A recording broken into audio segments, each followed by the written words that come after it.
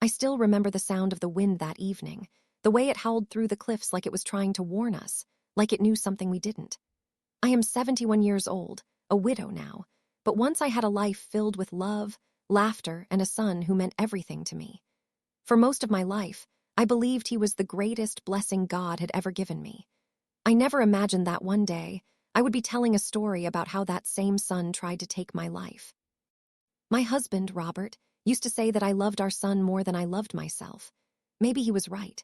From the moment I held my baby boy in my arms, I promised myself that I would give him everything I never had. We were not rich people. Robert worked long hours as a mechanic, his hands always covered in grease, his back bent from years of hard labor. I stayed at home, taking care of the house, stretching every dollar, making sure our son never felt the weight of our struggles.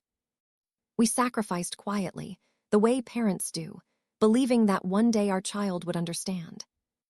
He was a gentle child, or at least that's what I thought. He had a soft smile, the kind that made neighbors stop and say what a sweet boy he was. In school, his teachers praised him. He was smart, charming, and knew exactly how to make people like him. I was so proud of him that I would talk about him to anyone who would listen. I never saw the cracks, or maybe I refused to see them. As he grew older, things began to change, but changes in children are so gradual that you don't always notice them at first. Robert did, though. He would sit at the dinner table, watching him closely, his eyes filled with concern. "There's something off about that boy," he once told me. I remember laughing it off, telling him he was being too harsh. I told him all teenagers go through phases. I told him he was imagining things. I wish now that I had listened. It started with small lies, harmless at first, or so I thought. He would say he was going to a friend's house, but later we would find out he had been somewhere else. When I confronted him, he would look me straight in the eye and deny it so convincingly that I began to doubt myself. "Mom, why don't you trust me?" he would say, his voice filled with hurt. And just like that, I would apologize to him. Robert didn't fall for it. "He's manipulating you," he would say, his voice firm. But I didn't want to believe that my son was capable of such things. I defended him every time, creating a distance between me and my husband that slowly grew into a wall. Looking back now, I realize that was the beginning of everything falling apart. When he turned 25, he brought home a woman named Ashley. She was beautiful, with sharp eyes and a smile that didn't quite reach them. There was something about her that made me uneasy, but I couldn't put my finger on it. He was completely taken by her. He looked at her the way Robert used to look at me, like she was the center of his world. They got married within a year. It all happened so fast that I barely had time to process it. At the wedding, I stood beside Robert, watching our son promise his life to someone we barely knew. I remember squeezing Robert's hand and whispering, "He's happy, that's what matters." But Robert didn't smile. He just nodded, his jaw tight. After the wedding, everything changed. He started visiting us less often. When he did come, he was distant, distracted, always checking his phone. Ashley rarely came with him, and when she did, she would sit quietly, observing everything as if she were measuring us. I tried to connect with her, to welcome her into the family, but she kept me at arm's length. Then came the arguments. It began with small things, money mostly. He would ask for help, saying he was struggling, that he needed a little support to get back on his feet. Of course, we helped him. How could we not? He was our son. We gave him what little savings we had, telling ourselves it was temporary. But it was. The requests became demands. The tone in his voice changed. There was no more gratitude, only expectation. When Robert refused one day, saying we couldn't afford to give him more, he exploded. I had never seen him like that before. His face twisted with anger, his voice rising until it echoed through the house. "You owe me," he shouted. Those words cut deeper than anything I had ever heard. I remember looking at him, my heart breaking, wondering where my sweet little boy had gone. Robert stood his ground, his voice calm but firm. "We don't owe you anything," he said. "We gave you everything we could." That was the day something inside him changed completely. After that, he stopped pretending. The kindness, the charm, it all disappeared. In its place was a coldness that sent chills down my spine. He started talking about our house, about how it would eventually be his. He began asking about our savings, our will, things no son should ever ask his parents. Robert grew more worried with each passing day. "He's planning something," he told me one night as we lay in bed. I remember turning to him, my chest tightening. "Don't say that," I whispered. "He's our son." But deep down, a part of me was afraid. The visits became rare, but when he did come, there was always tension in the air. It felt like we were walking on eggshells, afraid to say the wrong thing, afraid to set him off. And then one day, he came with a proposal. "Let's go on a trip," he said, his voice unusually calm. "All of us. It's been a long time since we spent time together."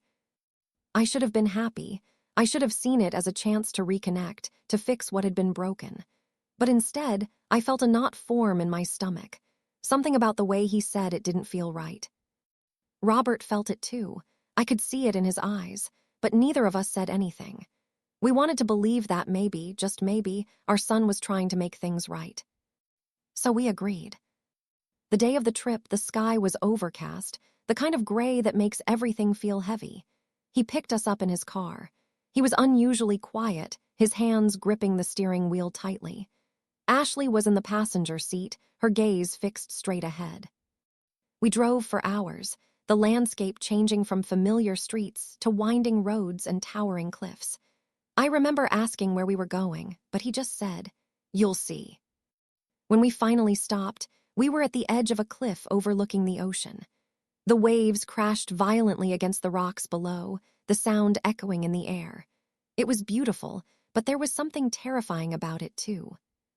We got out of the car, the wind hitting us immediately. I wrapped my coat tighter around me, looking at the vast drop before us. Robert stood beside me, his hand finding mine, squeezing it gently. "This place," I started, but I couldn't finish my sentence. And then it happened.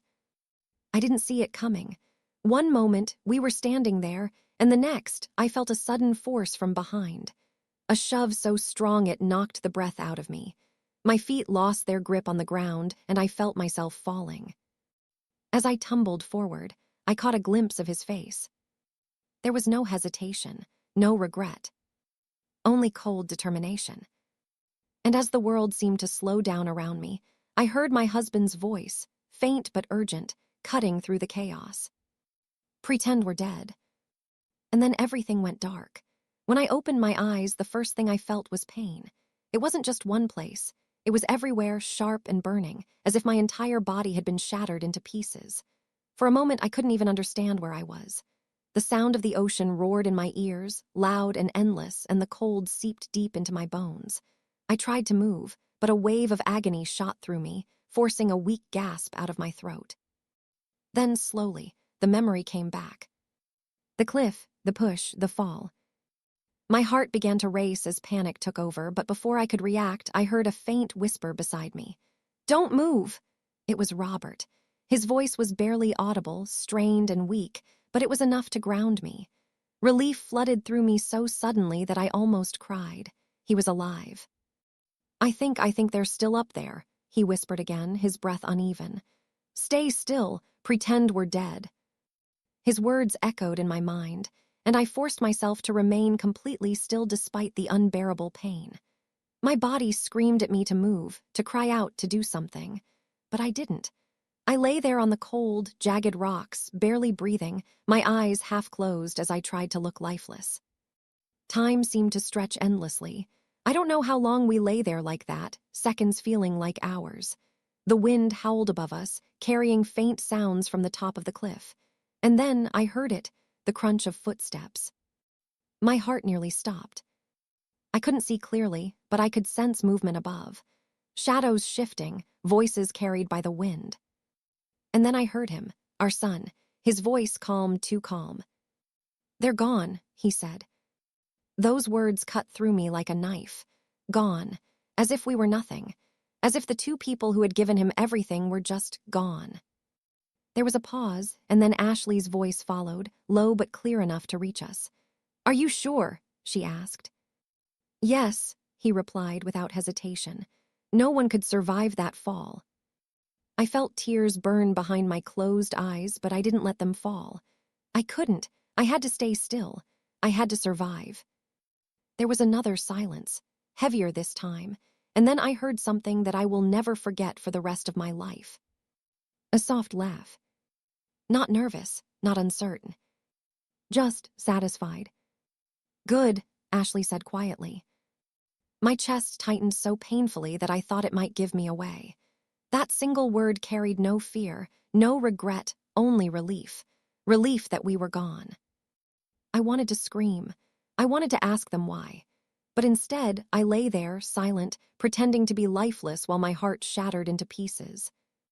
After a few more moments, the footsteps faded. The voices disappeared. And then there was nothing but the sound of the ocean again. We waited. Even after everything went quiet, Robert didn't move immediately. His hand, bruised and trembling, slowly found mine, gripping it weakly. It was his way of telling me to stay strong, to hold on just a little longer. I think they're gone, he whispered after what felt like forever. Only then did I finally allow myself to breathe properly. The moment I moved even slightly, pain exploded through my body again, and I couldn't hold back a small cry. It felt like every bone in my body was broken, every muscle torn. I could barely even lift my head. But I was alive. We were alive. That realization brought a strange mix of relief and horror.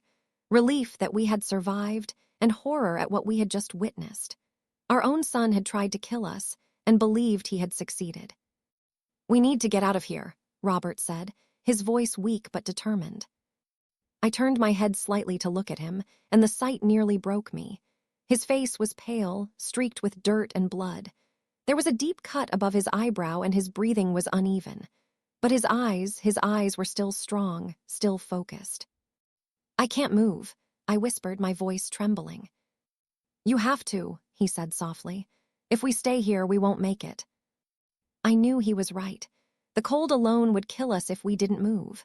The waves crashed dangerously close, spraying icy water over us. Every second we stayed there, our chances of survival grew smaller. Summoning every ounce of strength I had left, I tried to push myself up.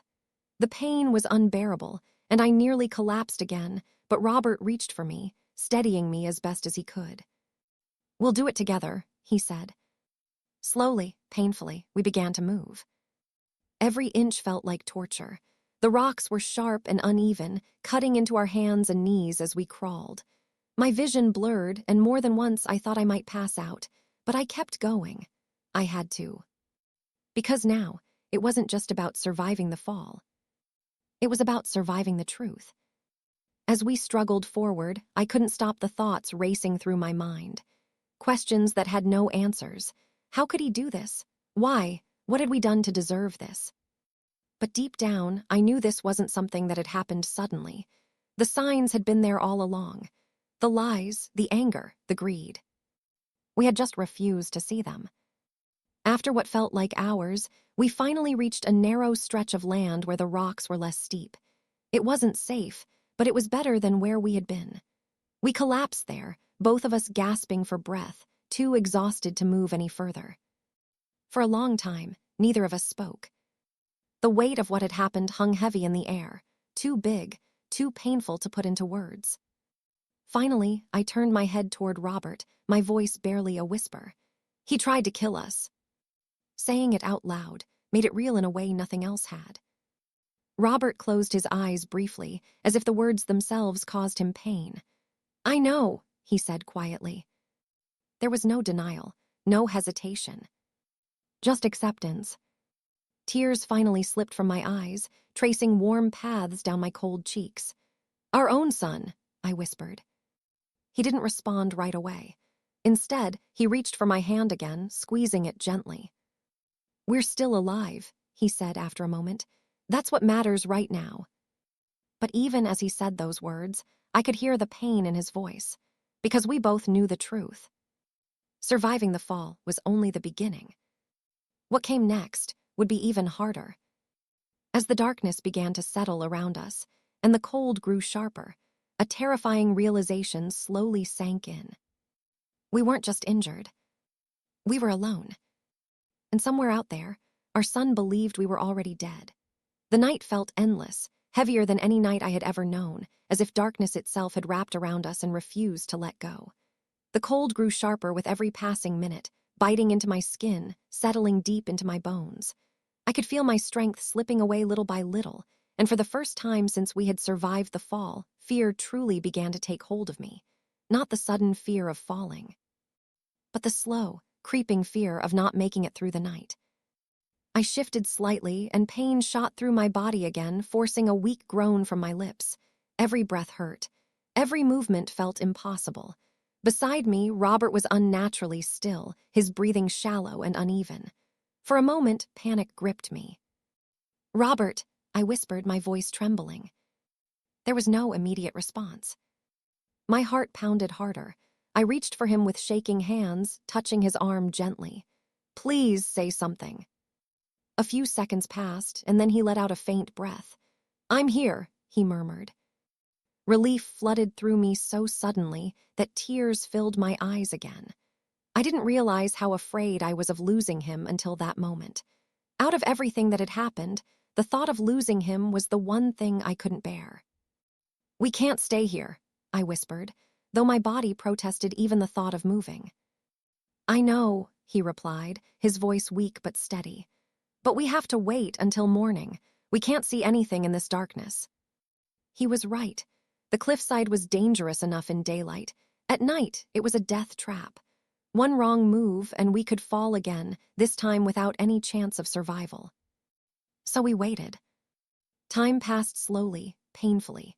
The wind never stopped, howling through the rocks like a warning that echoed again and again.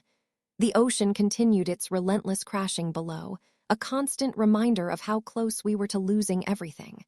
I tried to stay awake, afraid that if I closed my eyes, I might not open them again.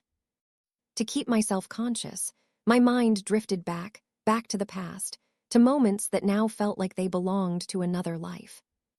I remembered the day our son took his first steps. He had been so small, so unsteady, his tiny hands reaching out toward me as he stumbled forward. I had laughed and cried at the same time, pulling him into my arms as if I would never let him go. In that moment, I believed nothing could ever break the bond between us. But now, that same child had pushed us off a cliff. The memory twisted painfully inside me, and I squeezed my eyes shut, trying to push it away. I didn't want to think about it. I didn't want to understand it, because if I did, I knew it would break something inside me that could never be fixed. "Are you awake?"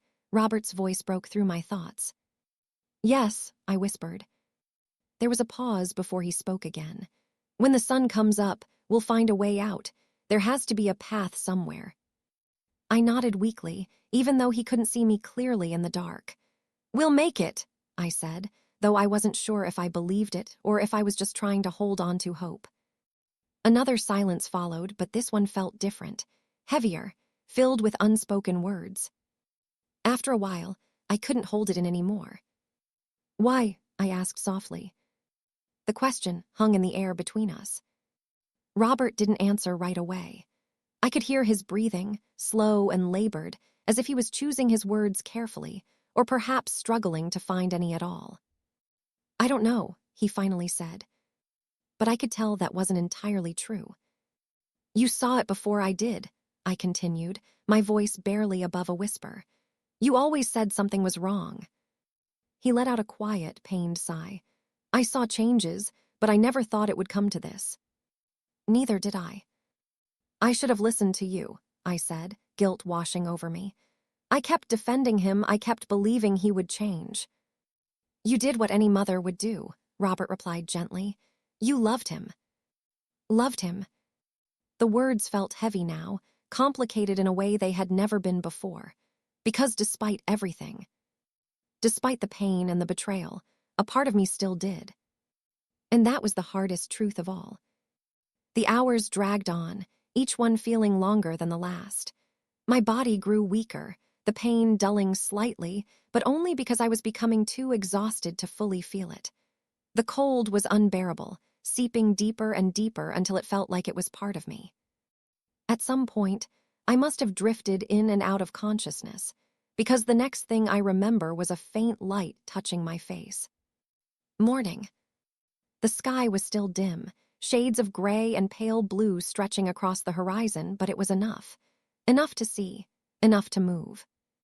"We have to go," Robert said, his voice slightly stronger now, though still strained. I forced myself to sit up, biting back a cry as pain surged through me again. My body felt stiff and heavy, like it no longer belonged to me, but I pushed through it because I had no other choice. Carefully, we looked around. The cliffside was even more terrifying in the light. Jagged rocks stretched in every direction, uneven and dangerous. The drop below was still there, a constant threat, the waves crashing violently as if waiting for us to make one wrong move. But there was something else, too. A narrow path. It wasn't much, just a rough stretch of ground winding along the side of the cliff, but it was something. A chance. "Over there," Robert said, pointing weakly. I followed his gaze and felt a small flicker of hope. It wouldn't be easy. In fact, it looked nearly impossible in our condition. But it was the only way. "We can do this," he said, more to himself than to me. Slowly, we began to move again. Every step was a struggle. My legs trembled beneath me, threatening to give out at any moment. More than once, I stumbled, and each time, Robert was there to steady me, even though he was barely holding himself together. We moved inch by inch, clinging to the rocks, using whatever strength we had left. The path was narrow, dangerously close to the edge. One wrong step, one moment of weakness, and it would all be over. But we kept going. Because we had to. Because somewhere inside us, there was still a will to survive, stronger than the pain, stronger than the fear, stronger even than the betrayal we had just endured. As we moved forward, I couldn't help but think about what lay ahead. Even if we made it out of here, what then? How do you go back to a life where your own son tried to kill you? How do you face a truth like that? I didn't have the answers. All I knew was that we had survived the fall. And now, we had to survive everything that came after. The path stretched ahead of us, uncertain and dangerous, but it was the only way forward. And for the first time since that terrible moment on the cliff, I realized something. We weren't just fighting to live anymore. We were fighting for the truth. The path felt longer than it looked, stretching endlessly along the cliff as if it were testing how much more we could endure. Every step was slow, uncertain, and filled with pain that refused to ease. My legs trembled beneath me, and more than once I thought they would give out completely. The wind had not softened with the morning. If anything, it felt colder, harsher, as though it wanted to push us back down into the darkness we had barely escaped. I kept my eyes fixed on the narrow ground ahead, afraid that if I looked down, even for a second, I would lose whatever courage I had left. The ocean below roared violently, its waves crashing against the rocks with a force that made my heart race. It was a constant reminder of how close we were to death and how easily we could fall again. Beside me, Robert was struggling just as much, though he tried not to show it. His breathing was heavier now, each step clearly costing him more strength than he had. I could see the pain in his face, in the way his body leaned slightly as if trying to protect itself from collapsing. "Are you okay?" I asked softly, though I already knew the answer. He gave a faint nod. "We keep moving," he said, his voice firm despite the weakness behind it. That was always who he was. Even now, after everything, he was trying to be strong for me. We continued forward in silence, our movements slow and careful. Time seemed to lose meaning again. Minutes felt like hours, and the distance ahead never seemed to shrink. My hands were scraped and bleeding from gripping the rough rocks, my clothes torn and heavy with dirt and moisture. Every part of me ached, but I forced myself to keep going. Because stopping wasn't an option. After what felt like forever, the path began to widen slightly. It wasn't much, but it was enough for us to stand a little straighter, to breathe a little easier. I felt a small wave of relief, though it was quickly overshadowed by exhaustion. "I don't know how much further I can go," I admitted quietly. Robert didn't respond immediately. He looked ahead, his eyes scanning the path, searching for something, anything, that could give us hope. "There has to be a way up," he said finally. "This path, it must lead somewhere." I wanted to believe him. I needed to believe him. We moved forward again, slower now, our bodies nearing their limits. My vision blurred at times, and I had to blink repeatedly to stay focused. The world around me felt distant, as if I were drifting somewhere between reality and unconsciousness.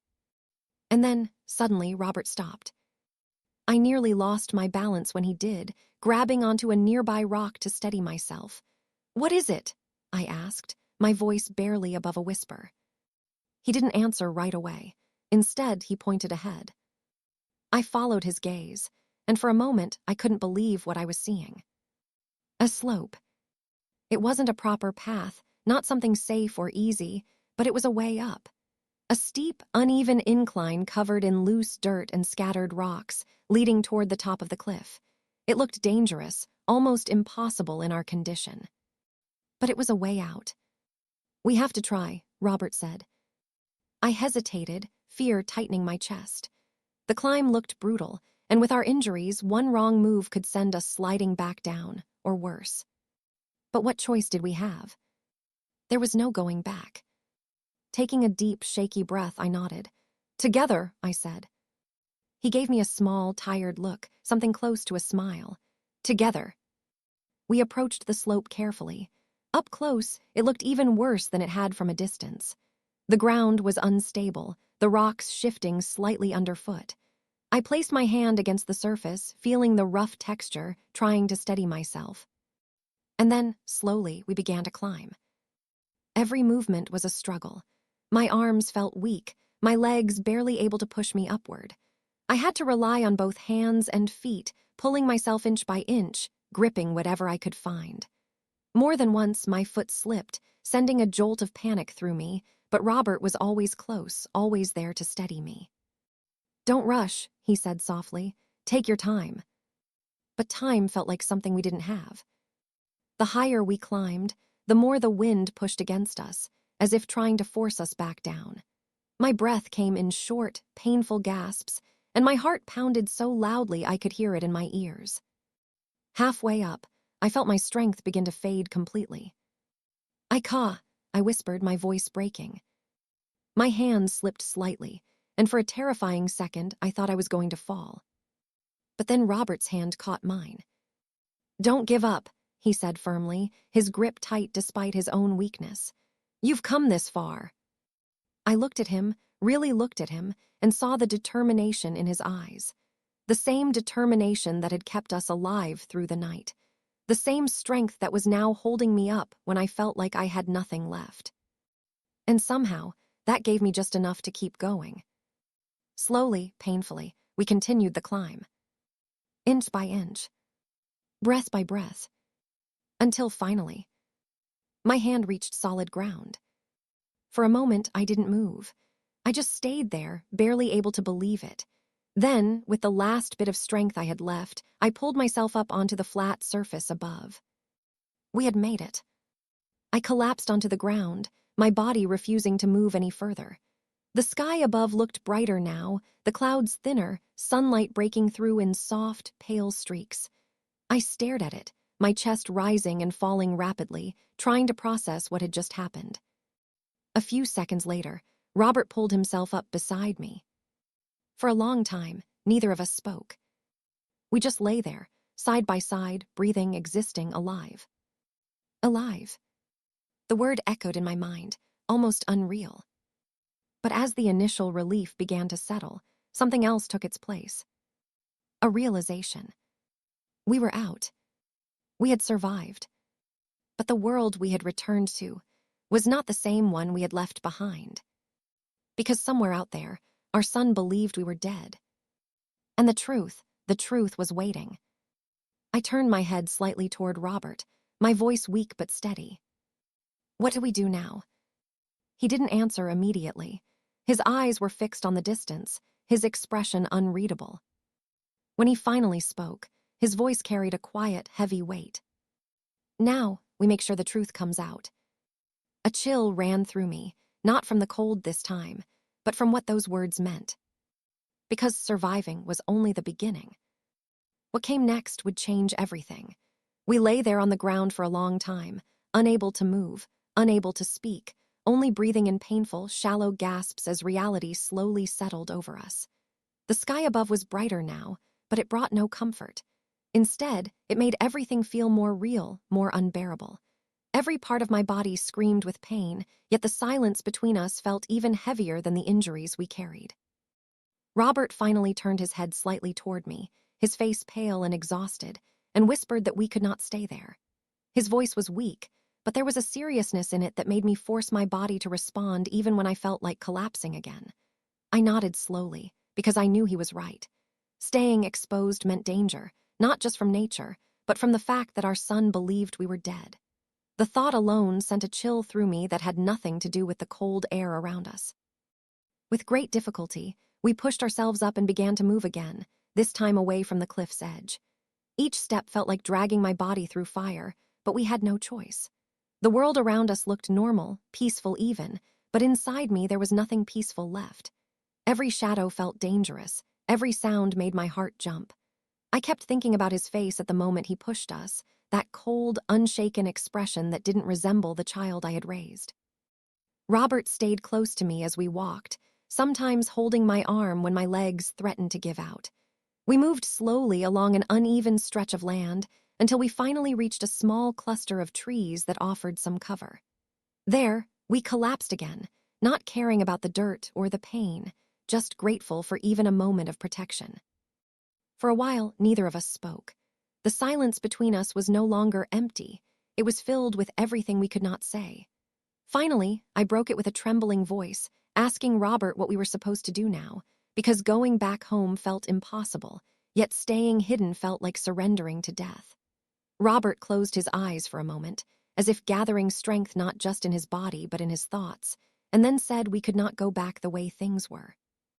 He said our son had crossed a line that could not be ignored, that what he had done was not an accident or misunderstanding, but a deliberate attempt to erase us.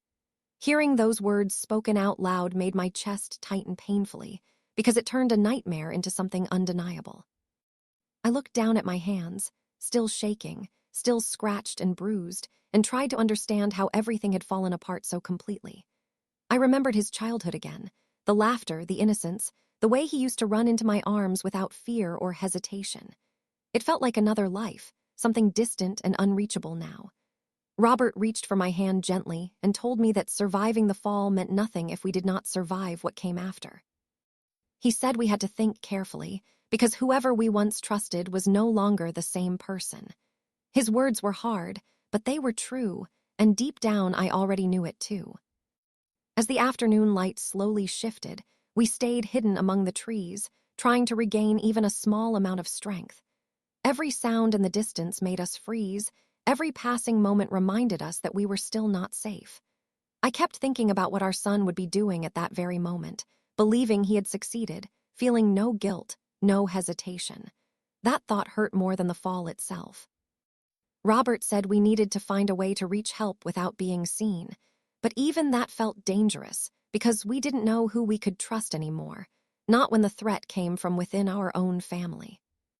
And as the wind moved through the trees around us, I realized something that made my stomach tighten with fear. Surviving the cliff was not the end of the nightmare. It was the beginning of a new one, where we were no longer victims of a moment, but fugitives from someone who knew everything about us, someone who believed we no longer existed, and someone who might do anything to keep it that way. We stayed hidden among the trees as the light slowly shifted through the afternoon, the world outside looking calm in a way that felt almost insulting compared to what we had just survived. Every small sound made us flinch. Every distant movement of leaves made my heart tighten. I kept thinking about how strange it was that life continued so normally around us, while everything inside us had been destroyed in a single moment. Robert sat beside me, his back against the rough trunk of a tree, breathing slowly as if trying to gather whatever strength he had left. His face still showed pain, but there was something sharper now too, a kind of quiet focus that hadn't been there before. After a long silence, Robert finally spoke, saying we could not remain in that place much longer because we were too exposed and too weak to defend ourselves if anyone came looking. His words made my stomach tighten again because I knew he was right, but I also couldn't imagine moving again. My body felt like it had already reached its limit, yet fear gave me just enough strength to listen. I asked him where we would even go, because every direction felt uncertain, and every path seemed dangerous now. Robert looked ahead through the trees and said we needed to reach a place where we could contact someone safely, someone outside of everything we knew, because going home or reaching familiar people might put us directly in danger again. The idea of trusting anyone felt impossible. I kept seeing our son's face in my mind, the coldness in his eyes, and I wondered how many others might believe him if he told them we were gone. The thought made me feel small and lost, like the world had suddenly become too large and too dangerous for us to navigate. Robert seemed to understand my fear without me saying it. He reached for my hand and told me quietly that we would take it one step at a time, that surviving this meant thinking carefully, not emotionally. I nodded, though inside I felt broken and unsure of everything. When we finally tried to stand, my legs nearly gave out again, but Robert held me steady. We moved slowly through the trees, staying low and avoiding open spaces. The forest felt both like protection and a trap at the same time. Every branch we stepped on sounded too loud. Every rustle felt like someone watching us. I kept imagining that at any moment, our son might appear, not with love or concern, but with the same emptiness he had shown at the cliff. That thought made my hands tremble so badly, I had to stop and breathe deeply just to keep going. After what felt like a long, exhausting struggle through uneven ground, we finally reached a narrow dirt road that cut through the edge of the forest. It looked abandoned, but even that brought no real comfort. Robert said we should wait and watch before stepping out, so we stayed hidden behind a cluster of bushes, observing the road carefully. Every passing second felt heavy, like time itself was testing our patience. I remember thinking how strange it was that we were now afraid of something as simple as a road, something that used to represent safety and connection. Eventually, in the distance, we heard the faint sound of an engine. My entire body froze instantly. Robert signaled for silence, and we both stayed completely still as the sound grew closer. A vehicle appeared slowly along the road, not moving fast, just passing through. I couldn't tell who was inside, but my heart pounded so loudly I was afraid it would give us away. For a moment, I thought about stepping out, about risking everything just to get help, but Robert pulled me back slightly, warning me with his eyes that we had to be careful. The vehicle passed without stopping, and the sound faded into the distance, leaving behind a silence that felt even more tense than before. Only then did Robert exhale slowly and say we couldn't take chances like that again without a plan. I nodded weakly, feeling the weight of exhaustion pressing harder on me with every passing minute. I realized then that survival was not just about escaping death. It was about making decisions when every choice felt dangerous. As the sky began to shift toward evening again, I felt a deep exhaustion settle into my bones. The forest around us grew darker, shadows stretching longer between the trees, and with it came a new kind of fear. Not the fear of falling anymore, but the fear of being found. Somewhere out there, our son believed everything was over. And somewhere ahead of us, the truth was still waiting, but reaching it might cost us everything we had left. We stayed hidden near the edge of the forest as evening slowly turned into night, and the world around us began to lose its color. The trees became dark shapes, and every sound felt sharper in the silence. I could feel my exhaustion pulling me down, but sleep was impossible. Every time my eyes started to close, I saw the cliff again, I saw his face again, and I forced myself back into awareness. Robert sat close beside me, barely moving, as if even small actions cost him energy he didn't have. The air grew colder, and I pulled my torn shawl tighter around myself, though it did little to help. Robert finally broke the silence, saying we could not survive another night like this without food, water, or medical help. His voice was low and tired, but there was urgency behind it. I knew he was right, but hearing it made everything feel more real and more frightening. We were injured, exposed, and completely cut off from everything familiar. I asked him how we would even reach help without being seen, because I couldn't stop thinking about our son and what he might do if he discovered we were alive. The idea of him searching for us made my chest tighten with fear I couldn't control. Robert stayed quiet for a moment, thinking carefully, and then said we needed to reach a place where we could contact authorities without revealing ourselves immediately. He said we could not trust anyone directly until we understood how far our son was willing to go. Those words made my stomach sink because they confirmed what I was already afraid of, that this wasn't just betrayal, it was something deeper, something planned. I looked at Robert and asked him if he really believed our son could go that far, and he didn't answer quickly. That silence was enough. We decided we could not stay in the forest any longer and needed to move toward a nearby settlement, even if it meant risking exposure.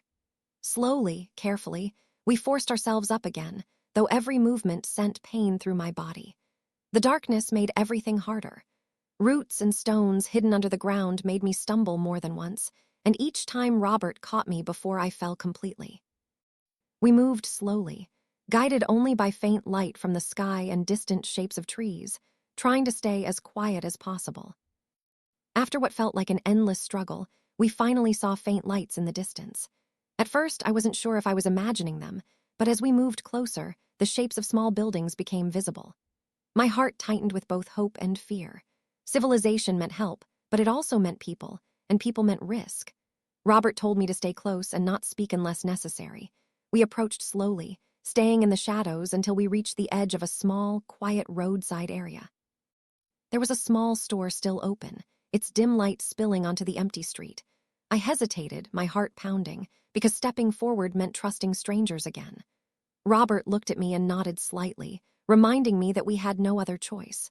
Gathering every bit of strength I had left, I stepped forward with him beside me. The bell above the door rang softly as we entered, and for a moment, everything inside seemed to stop.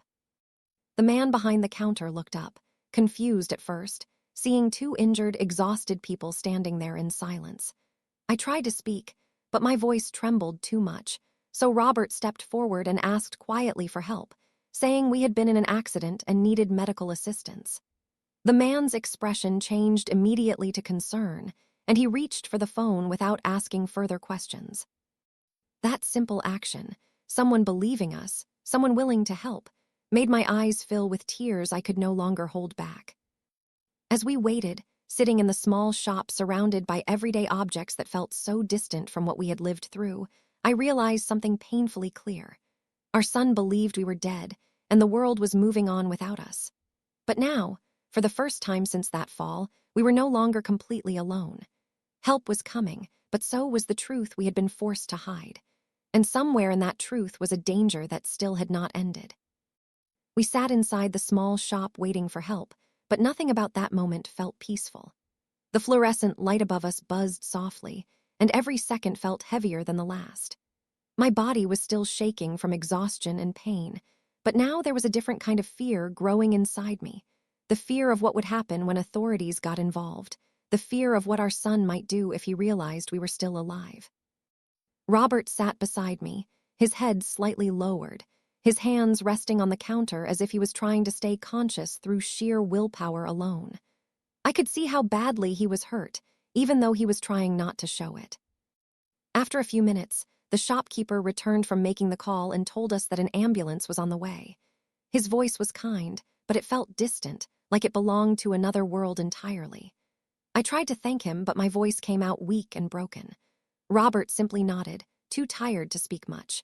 While we waited, I kept thinking about our son, imagining him somewhere calm, believing he had succeeded, believing we were gone forever. That thought made my chest tighten in a way pain alone could not explain. The sound of sirens in the distance finally broke through the silence. At first it was faint, almost unreal, but it grew louder with every passing second until red and blue lights reflected through the shop windows. Relief should have come, but instead I felt frozen. Help meant safety, but it also meant questions, explanations, and truths we were not ready to speak out loud yet. Robert gently touched my hand and told me we had to stay strong just a little longer. When the paramedics arrived, everything moved quickly. They rushed in, asked questions we could barely answer, and immediately began checking our injuries. I remember trying to explain what happened, but my words kept breaking apart. Cliff, our son, was all I could manage, and even that sounded unbelievable as I said it. One of the paramedics exchanged a concerned look with the other, clearly unsure how to process what they were hearing. Robert tried to stay composed, but I could see the pain in his eyes every time they moved him. We were carefully placed into the ambulance, and for the first time since the fall, I was no longer touching the ground. The ride felt unreal, like I was floating between survival and collapse. Robert lay beside me, his breathing slow and uneven. I reached for his hand, needing to feel something real, something familiar. He squeezed my fingers weakly, and that small gesture held everything we could not say.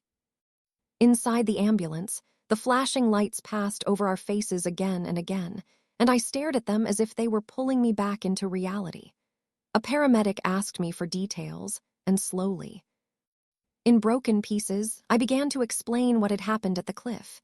Each word felt heavier than the last. Saying it out loud made it real in a way I had been trying to avoid since the moment it happened. Our son. The push. The fall. The whisper to pretend we were dead. The paramedic listening to me grew more serious with every sentence. I could see it in his expression. This was no longer just a medical case. It was something bigger, something dangerous. Robert, weakly but firmly, confirmed everything I said, and after that, the atmosphere in the ambulance changed completely. The focus was no longer just on our injuries, but on protection, on safety, on understanding what kind of situation we had escaped from. As we moved toward the hospital, I turned my head slightly toward Robert and asked him in a whisper what would happen next. He didn't answer immediately. His eyes were fixed on the ceiling of the ambulance, as if he was thinking far beyond the moment we were in. Finally, he said that once we were safe, we would have to tell everything clearly, because what our son had done was not something that could be hidden or ignored. Those words settled heavily in my chest. Safe, everything, truth. None of those words felt simple anymore. When we finally arrived at the hospital, the doors opened quickly and we were rushed inside under bright lights and urgent voices. Nurses and doctors surrounded us, moving us onto separate beds, asking questions, checking injuries, writing notes. Everything became noise and motion. I kept looking for Robert even when I couldn't see him clearly, afraid of losing sight of him even for a moment. Before I was taken further inside, I saw a doctor lean over Robert and ask him something softly. Robert answered with difficulty, but I heard one clear sentence from him as I was being moved away. "Our son, he tried to kill us." And just like that, the truth left the shadows of the cliff and entered the real world. In the hospital, time stopped feeling normal. Everything was bright, clean, and strangely quiet compared to the chaos we had just survived. But inside me, there was nothing calm at all. I lay on the bed feeling machines attached to my body, hearing soft beeping sounds that reminded me I was still alive. Nurses moved around me, checking injuries, asking questions, but my mind kept drifting back to Robert. I needed to see him, to know he was still here, because after everything we had been through, even a moment of separation felt unbearable. A few hours later, I was finally allowed to rest in a recovery room, and that's when I saw Robert again. He was brought in slowly, his body heavily bandaged, his face pale but conscious. The moment our eyes met, something inside me broke and healed at the same time. He was alive. Weak, injured, but alive. I reached for his hand immediately, and he held it tightly, as if afraid I might disappear again if he let go. For a long time, we didn't speak. We just stayed like that, holding on to each other in silence. The reality of everything we had survived was still too heavy to put into words. Finally, Robert spoke softly, saying that the doctors had already informed authorities about what we told them. He said police would be coming soon to take statements. His voice was tired, but there was something steady in it too, like he had already accepted that there was no turning back now. Hearing that made my stomach tighten. I wasn't afraid of telling the truth, but I was afraid of what it would mean once the truth was out in the world. Our son was not just someone who had hurt us. He was someone who had tried to erase us completely. Saying it out loud would change everything forever. I looked at Robert and asked him quietly if he thought our son would come after us again if he found out we were alive. Robert didn't answer immediately, but his silence said enough. Later that day, 2 police officers arrived in our room. Their expressions were serious but calm, and they spoke gently, trying not to overwhelm us. One of them asked us to explain everything from the beginning. Robert squeezed my hand slightly, and I knew it was time. I began to speak first, my voice shaky but steady enough to be understood. I told them about the trip, the cliff, the sudden push, the moment of falling, and the whisper that followed. Every detail felt like reliving the nightmare all over again. As I spoke, one of the officers took notes while the other listened carefully without interrupting. When I reached the part where I saw our son standing above us, believing we were dead, my voice broke. Robert continued where I stopped, confirming everything and adding details I had missed. He spoke about the way our son looked, the lack of hesitation, the calmness that made it even more terrifying. The officers exchanged a glance, and I could tell they understood the seriousness of what they were hearing. After we finished, there was a long silence in the room. Finally, one of the officers said they would begin an immediate investigation and ensure our safety. But even as he said it, I couldn't shake the feeling that safety was no longer something simple. It wasn't just about protection anymore. It was about facing the fact that the person who had done this to us shared our blood, our memories, our past. After the officers left, the room felt even quieter. Robert leaned back slowly and closed his eyes for a moment. I asked him if he was okay, and he gave a faint, tired smile, saying he was just trying to process everything. Then he turned toward me and said something I would never forget. He said that surviving the fall was only the beginning, because now we had to survive the truth being known, the world reacting, and the possibility that our son might deny everything or even try to escape justice. That thought stayed with me long after he stopped speaking. I looked out of the hospital window, watching the sky slowly darken outside, and felt something heavy settle in my chest. We were alive, yes, but life no longer felt like something safe or familiar. It felt like a long road ahead, filled with questions, fear, and a truth that could no longer be buried. And somewhere out there, our son was still living in a reality where he believed we were gone forever. But that illusion was about to break. The night in the hospital felt longer than any night I had ever lived through. Even though we were finally safe inside walls, under protection, my mind refused to rest. Every small sound in the hallway made me tense. Every shadow outside the window made my heart race. I kept thinking that safety should feel like relief, but instead it felt like waiting for something else to go wrong, waiting for the past to catch up with us again. Robert was lying in the bed beside me, still weak, his breathing slow but steady, and I kept watching him just to make sure he was really there. At some point during the night, a nurse came in quietly to check on us. She adjusted the equipment, asked a few soft questions, and reminded us that police officers would return in the morning for more detailed statements. After she left, the room fell back into silence. Robert turned his head slightly toward me and said we needed to prepare ourselves for what was coming next, because once the investigation moved forward, everything about our son's life would start to unravel. His voice was calm, but I could hear the weight behind it. I asked him what he meant, even though I already had an idea. He said that when someone tries to do something like this, investigators don't just focus on the act itself. They look at history, behavior, patterns, finances, relationships. He said they would dig into everything, and that meant our family, our past, and even things we never questioned before would now be exposed. The thought made my chest tighten, because I realized this wasn't just about one moment on a cliff anymore. It was about everything that led up to it. Morning came slowly, light slipping through the hospital curtains in a soft, gray glow. My body still ached, but I could feel a slight improvement compared to the day before. Nurses came in again, this time more active, checking wounds, discussing recovery plans. Robert and I were moved into a slightly more stable recovery room together, which gave me some comfort, even if small. Being able to see him constantly made everything feel slightly less frightening. By mid-morning, the same police officers returned, this time with a more serious presence.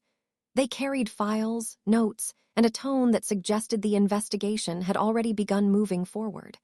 One of them told us they had started tracking our son and that initial findings were already concerning. My heart dropped when I heard that, but I stayed silent, listening carefully as they continued. They explained that after receiving our statements, they had gone to the location of the cliff and found physical evidence consistent with our account. They also mentioned surveillance from nearby roads and possible witnesses who had seen a vehicle in the area around the estimated time. Hearing this made everything feel more real again, as if the nightmare had now officially entered the world of facts and proof instead of just memory and fear. Robert spoke next, asking them what would happen if our son denied everything. One of the officers replied calmly that denial was common in such cases, but evidence and medical testimony would carry more weight than words. Then he added something that made the room feel colder. They were also looking into whether this incident was sudden or part of a larger pattern of behavior. That sentence lingered in my mind long after he stopped speaking. After the officers left again, I sat quietly for a long time, thinking about everything.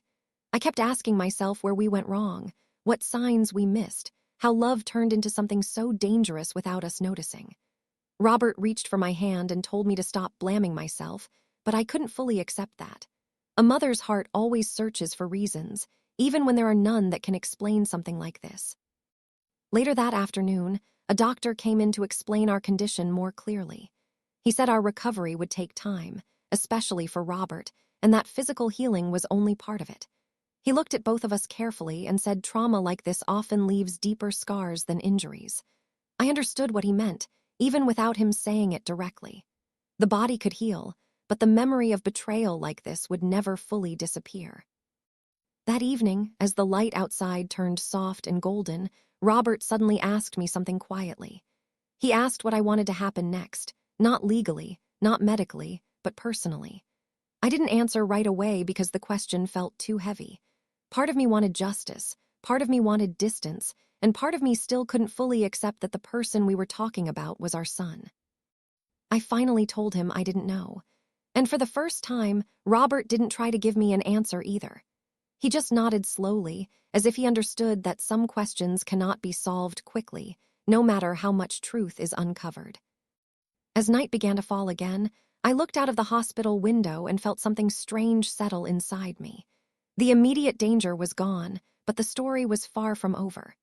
Somewhere outside these walls, the truth was spreading, decisions were being made, and a life we once knew was collapsing piece by piece. And whether we were ready or not, the next part of our lives was already beginning. That night in the hospital felt different from the ones before it. There was still fear inside me, but it had changed shape. It was no longer the fear of falling or surviving the cliff.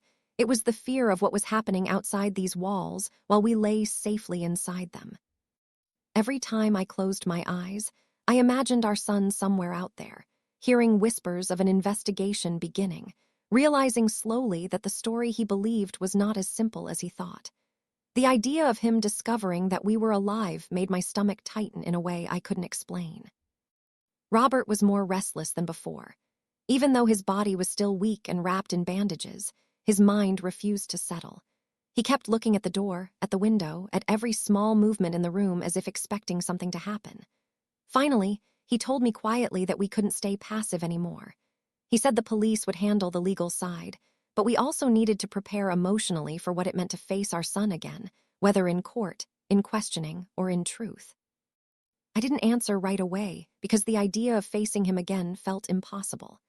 The last image I had of him was still burned into my mind. The moment he stood at the cliff, calm and unmoving as if we meant nothing. I told Robert I didn't know if I was strong enough to ever see him again. Robert looked at me for a long moment and said that strength wasn't about wanting to do it. It was about surviving what you never thought you could survive. The next morning, the hospital felt busier. Doctors came and went, nurses checked records, and outside the room I could hear more movement than usual. Something was changing. Later, one of the officers returned alone and told us that they had located our son. The way he said it made my heart stop for a moment. He explained that the situation was being handled carefully, that there was no immediate threat to us anymore, but he did not give details about where or how he had been found. All he said was that an arrest process had begun. Hearing that word, arrest, made my chest tighten in a way I wasn't prepared for. Even after everything, even after the cliff, even after the truth, it was still hard to accept that this was real. Robert stayed silent for a long time after the officer left. Then he finally said that justice was now in motion, whether we were emotionally ready or not. But his voice didn't sound like relief. It sounded like exhaustion. As the day continued, we were moved again within the hospital for better monitoring. My body was slowly healing, but my thoughts were getting heavier. I kept replaying every stage of our life with our son, trying to find a moment where things changed so drastically. Was it something we did? Something we missed? Or was it something that was always there, hidden beneath everything we thought was love? In the afternoon, a counselor was brought in to speak with us. She sat quietly, letting us talk at our own pace. At first, neither of us spoke much, but slowly, words began to come out. Robert talked about betrayal, about confusion, about the shock of realizing your own child could look at you without humanity in his eyes. I spoke about guilt, about memories, about the painful contradiction of still loving someone who tried to destroy you. The counselor didn't interrupt. She only listened and occasionally reminded us that trauma does not erase love instantly, and that confusion in situations like ours was normal. But even her calm voice couldn't fully soften what we were feeling, because this wasn't just trauma. This was family breaking in a way that could never be repaired. That evening, after the counselor left, Robert turned to me and said something quietly that stayed with me. He said that even though our son had tried to end our lives, there was still a part of him he remembered from childhood, and that part made everything more complicated than people could understand. I didn't respond immediately, because I felt the same thing but didn't know how to say it without breaking down. As night fell again, I sat by the window and watched the dark slowly cover the world outside. I realized that our lives had now split into two separate stories, the life before the cliff and everything that came after it. And somewhere in between those two lives stood our son, no longer just a memory of who he was, but the center of a truth that had already changed everything forever. And I knew, deep down, that whatever came next would not be about survival anymore, but about consequences. That morning, the hospital room felt unusually quiet, as if even the air itself was waiting for something to happen. I woke up earlier than usual, staring at the ceiling for a long time before I could bring myself to move. My body was still weak, but the pain had become more manageable. What hadn't become manageable was the reality we were now living in. Robert was already awake, sitting slightly upright, his eyes fixed on the window with a distant expression. A few moments later, there was a knock on the door. 2 police officers entered again, this time with a different energy, more formal, more certain. One of them informed us that the investigation had reached its most important stage. Our son had been taken into custody. Hearing those words made my chest tighten, and for a moment I couldn't breathe properly. Even though we had expected this moment, hearing it out loud made everything final in a way nothing else had. Robert didn't speak immediately. He just closed his eyes for a moment, as if absorbing something too heavy to carry. Then he asked softly where our son was now. The officer replied that he was being held securely and that questioning was underway. They assured us that we were safe and that no contact would be allowed. But safety, at that moment, didn't feel like something simple anymore. It felt complicated, tangled with emotions that had no clear place to go. After the officers left, silence filled the room again. I looked at Robert and asked him what he felt now that it was all real, now that everything had moved from fear into truth. He took a long time before answering. Finally, he said he didn't feel victory or relief. He felt emptiness, because no matter what had happened, the person in custody was still the child we had raised, the child we once held in our arms without fear. I understood exactly what he meant. I felt the same emptiness inside me, a strange mix of heartbreak and disbelief that didn't have anywhere to go. Part of me wanted anger, part of me wanted justice, but another part, quiet and painful, still remembered the little boy who used to run toward me smiling. Later that day, a detective came in alone and asked if we were ready to provide one final detailed statement. This time, it wasn't just about what happened at the cliff, but everything leading up to it. Behavior, conversations, warnings, anything we remembered. Robert and I spoke together, filling in gaps, correcting details, remembering things we had pushed aside for years. As we spoke, I realized how many small signs we had ignored, how many moments we had explained away out of love or denial. When we finished, the detective closed his file slowly and told us that our statements would play an important role in the case. He also said something that stayed with me. He said that sometimes the hardest cases are not the ones with unclear evidence, but the ones where everything is clear, yet emotionally impossible to accept. After he left, I sat quietly for a long time, feeling completely drained. Robert reached for my hand and held it tightly. Neither of us needed to speak anymore because everything important had already been said. We had survived the fall, we had survived the truth, and now we were surviving the aftermath.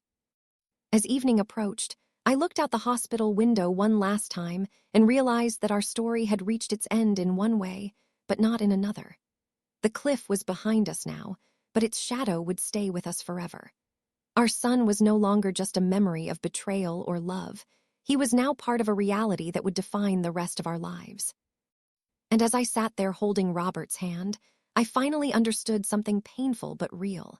Surviving does not always mean healing.